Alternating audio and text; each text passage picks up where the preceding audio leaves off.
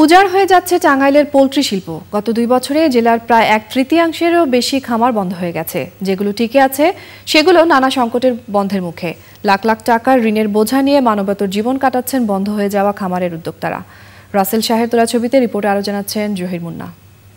মুরগি বিক্রি করে দিলাম যত লস আর দিতে পারবো না। মনে করেন 26 লাখ টাকার মতো লস গেছে। ডিমের বাজার কম, 6 বছরে মোটামুটি 20-30 লক্ষ টাকা আমি এখন ধরা আছি। যা করছিলাম মনে করেন যে সব জমি টমি বেচে আরো ঋণপাতি আছে, এখন ঋণপাতির জন্য বাড়িতেই থাকি না, এই পরিস্থিতি। একের পর এক বিপর্যয় আর লোকসানে নিঃস্ব হয়ে গেছেন এসব খামারি।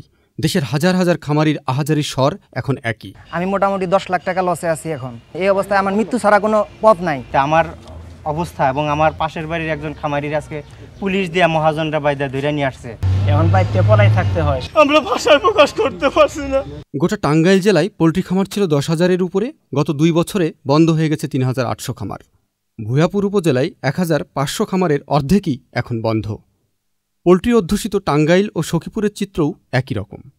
খামারিরা বলছেন, সুষ্ঠু নীতি না থাকার কারণেই দিনের পর দিন ধ্বংসের মুখে পড়েছে এই শিল্প।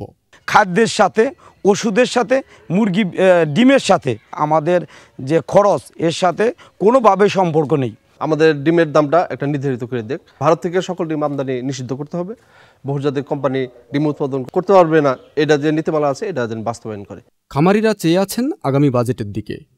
পোল্ট্রি শিল্প রক্ষায় সরকার নীতিগতভাবে সঠিক পদক্ষেপ নেবে এ আশা তাদের। গ্রামীণ কর্মসংস্থানের সবচেয়ে বড় খাত পোল্ট্রি এখন ধ্বংসের প্রায় চূড়ান্ত পর্যায়ে। হাজার হাজার খামারিরা এ খাতে বিনিয়োগ করতে করতে প্রায় নিঃস্ব হয়ে পড়েছেন, যা বহুভাবে নীতি নির্ধারকদের কাছে তুলে ধরেও কার্যত কোনো ফলাফল আসেনি। তারপরও আগামী বাজেটকে সামনে রেখে প্রান্তিক খামারিদের প্রত্যাশা একটিই, যদি সরকার আরেকটু আন্তরিকভাবে পোল্ট্রি নীতি বাস্তবায়নও করে থাকে তাহলেও এই শিল্পকে এখনও টিকিয়ে রাখা সম্ভব। ভুয়াপুর, টাঙ্গাইল থেকে জহির মুন্না, চ্যানেল আই।